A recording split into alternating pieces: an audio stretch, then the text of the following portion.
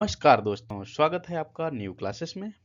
जहां हम पढ़ते हैं स्टैटिक जीके, जहां हम पढ़ते हैं करंट अफेयर, जहां हम चीज़ों को समझते हैं, रटने से ज़्यादा समझने पर फोकस करते हैं। आज हम पढ़ेंगे मध्यकालीन इतिहास का एक बहुत महत्वपूर्ण टॉपिक, बहमनी साम्राज्य। मध्यकालीन इतिहास में सल्तनत काल से संबंधित हमने पूरा पढ़ लिया है, जिसके वीडियो आपके अपलोड कर दिए गए हैं। आप उनको समय पाकर देख सकते हैं। चीज़ों को बहुत आसानी से समझाया गया है। पांचों जो वंश थे, चाहे वो लोदी वंश रहा हो, चाहे वो तुगलक का वंश रहा हो, सबके बारे में डिटेल से समझाया गया है। रक्त यानी विज्ञान से संबंधित आपके वीडियो अपलोड कर दिए गए हैं। भारत की भूमि, इससे संबंधित वीडियो अपलोड कर दिए गए हैं, जिससे कि आपकी तैयारी बेहतर तरीके से होती रहे। आज हम इस टॉपिक में पढ़ेंगे बहमनी साम्राज्य, जिसका समय है 1347 से 1527 ईस्वी के बीच। आप वीडियो पूरा देखिएगा, चीज़ों को हम यहीं पर क्लियर कर लेंगे। इतिहास इतना आसानी से समझ लेंगे कि लगेगा कि इतिहास इतिहास है ही नहीं।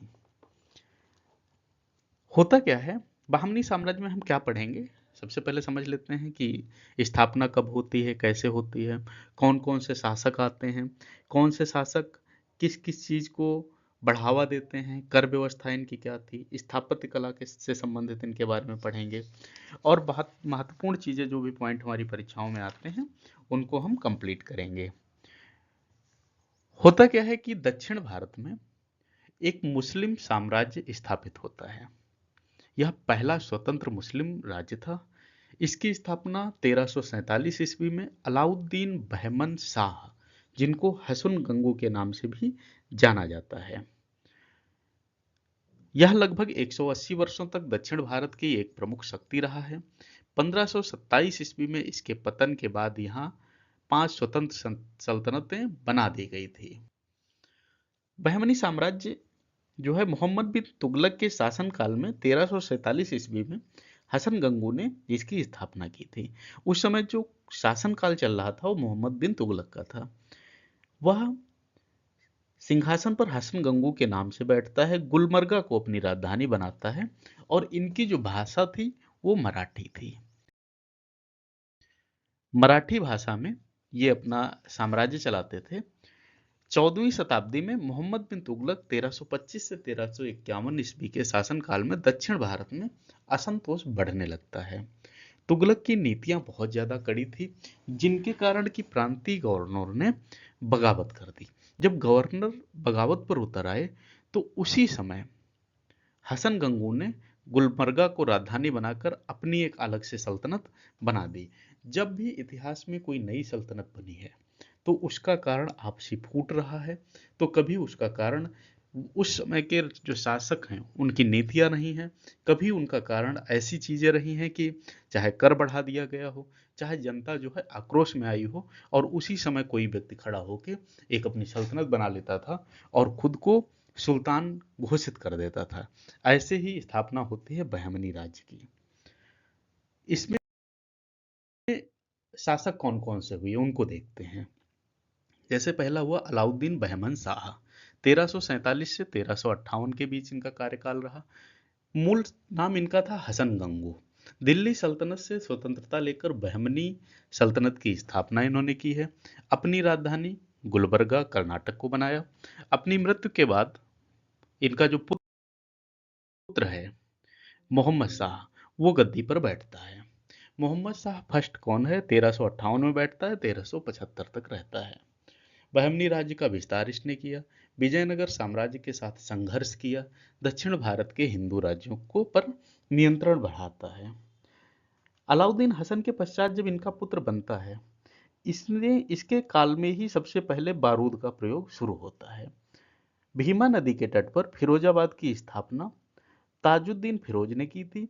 फिरोज खगोलिकी को प्रोत्साहन देता था और उसने दौलताबाद के पास एक वेधशाला भी बनवाई थी। फरिश्ता के अनुसार फिरोज फारसी, अरबी और तुर्की के अतिरिक्त तेलुगु, कन्नड़ और मराठी भाषा का भी ज्ञाता था। फिरोज शाह बहमनी, इनके बारे में जैसे हमने बात किया, इनका जो शासनकाल था वो 1397 से 1422 ईस्वी में था। अहमदनगर और बीदर को ये सशक्त करते हैं। विजयनगर साम्राज्य के खिलाफ युद्ध करते हैं, जो इनकी मुख्य भूमिका रहती है। अहमद शाह फर्स्ट बली 1422 से 1436 ईस्वी। पहले हम इनको कार्यकाल को पढ़ लेते हैं, इसके बाद हम इसके साम्राज्य को बहुत विस्तार में समझेंगे, कहानी जैसा समझा देंगे। राजधानी को क्या करते हैं, गुलबर्गा से बीदर स्थानांतरित करते हैं। ये इनका प्रमुख काम था। ये परीक्षा में आपकी आया भी था कि गुलबर्गा को बीदर से कौन लाया। तो ये अहमद शाह प्रथम थे, 1422 से 1436 वाले। हिंदुओं के प्रति इनकी नीतियां जो होती हैं वो बहुत ज्यादा कठोर होती हैं, यानी हिंदुओं के प्रति ये निरंकुश शासक साबित होते हैं। फिर आते हैं अहमद शाह तृतीय 1463 से 1482 और महमूद गवा, इनके प्रधानमंत्री होते हैं। बहमनी साम्राज्य का स्वर्णकाल इसको कहते हैं। इनका जो कार्यकाल था इसी को हम कहते हैं कि ये बहमनी साम्राज्य का स्वर्णकाल है। इनका जो मंत्री है महमूद गवा ने प्रशासनिक सुधार किए, नई कर प्रणाली इन्होंने लागू की, विजयनगर साम्राज्य के विरुद्ध इन्होंने युद्ध किया। विजयनगर के साथ लगभग इन लोगों के युद्ध रहे हैं चीजों को, यानी अपने प्रांतों को स्थापित करने में। फिर आते हैं महमूद गवा का योगदान पर। चार प्रमुख प्रांतों, तराब जिनको बोलते थे, में राज्य का विभाजन किया गया। महमूद गवा मदरसा का निर्माण कराया गया, कर प्रणाली में सुधार किए गए, दरबारी षड्यंत्रों में उसे झूठे आरोप में फंसाकर मार दिया जाता है, और जब उसकी हत्या हो जाती है फिर बहमनी राज्य यहीं से कमजोर होने लगता है। अब अंतिम शासक इनके कौन है, अलाउद्दीन शाह तृतीय, और यहीं से इनका पतन शुरू हो जाता है। आंतरिक संघर्ष के कारण, कमजोर शासकों के कारण बहमनी साम्राज्य का पतन हो जाता है और साम्राज्य विभाजित होने लगता है। 5 सल्तनतों में साम्राज्य टूट जाता है। पतन के कारण क्या क्या होते हैं, जैसे महमूद गवा की हत्या, अंतःकलह और दरबारी षड्यंत्र होते हैं, यानी कमजोर शासन प्रणाली, प्रांतीय गवर्नरों की बढ़ती शक्ति, विजयनगर साम्राज्य से संघर्ष, निरंतर युद्धों से सैन्य और आर्थिक संकट आता है और धीरे धीरे पतन की तरफ चले जाते हैं। स्थापत्य कला में समझते हैं, गुलमर्गा और बीदर में सुंदर मस्जिदें और मकबरे बनाए जाते हैं। महमूद गवा मदरसा शिक्षा का केंद्र बनता है। गोल गुंबद बीजापुर जो है बहमनी स्थापत्य कला का एक प्रतीक है। भाषा कौन सी थी, फारसी भाषा में ये चले हैं। दक्कनी उर्दू और मराठी का विकास होता है। प्रशासनिक सुधार में कर प्रणाली में सुधार करते हैं, सेना को संगठित करते हैं। हिंदू मुस्लिम संस्कृति का समन्वय है, हिंदू और मुस्लिम परंपराओं का मिश्रण देखने को मिलता है। कला संगीत वास्तुकला में दोनों संस्कृतियों का प्रभाव देखा जाता है। इसके अलावा क्या होता है कि महमूद गवा ने जो महाविद्यालय बनाया, इसमें इसका भवन तिमंजिला था, 3 मंजिल का था। इसमें 1000 अध्यापक और विद्यार्थी रह सकते थे, पढ़ सकते थे। उन्हें भोजन और कपड़ा भी राज्य की ओर से मुफ्त दिया जाता था। रियाजुल इंसा नाम से महमूद गवा के पत्थरों का संग्रह किया गया है। 1470 में रूसी यात्री निकितन बहमनी साम्राज्य की यात्रा पर आता है। इस समय बहमनी राज्य में मोहम्मद थर्ड का शासन होता है। इसके बाद होता क्या है कि धीरे धीरे साम्राज्य खराब होता रहता है, यानी खत्म होता रहता है।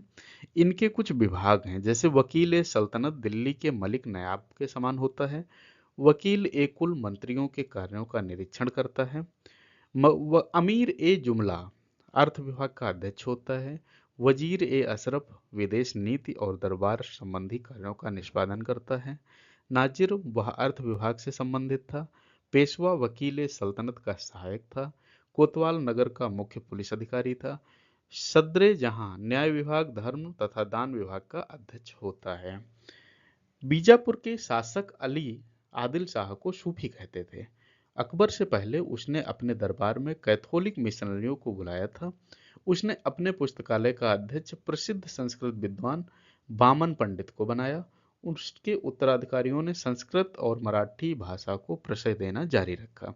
ये पूछा गया था एक दिन एक परीक्षा में कि पुस्तकालय का अध्यक्ष किसने संस्कृत के विद्वान को बनाया था, तो यानी आदिल शाह को बनाया गया था। इसके अलावा इसके बारे में महत्वपूर्ण चीज हमारे लिए रहती है, इब्राहिम आदिल शाह दुती को अबला बाबा या गरीबों का दोस्त कहा जाता था।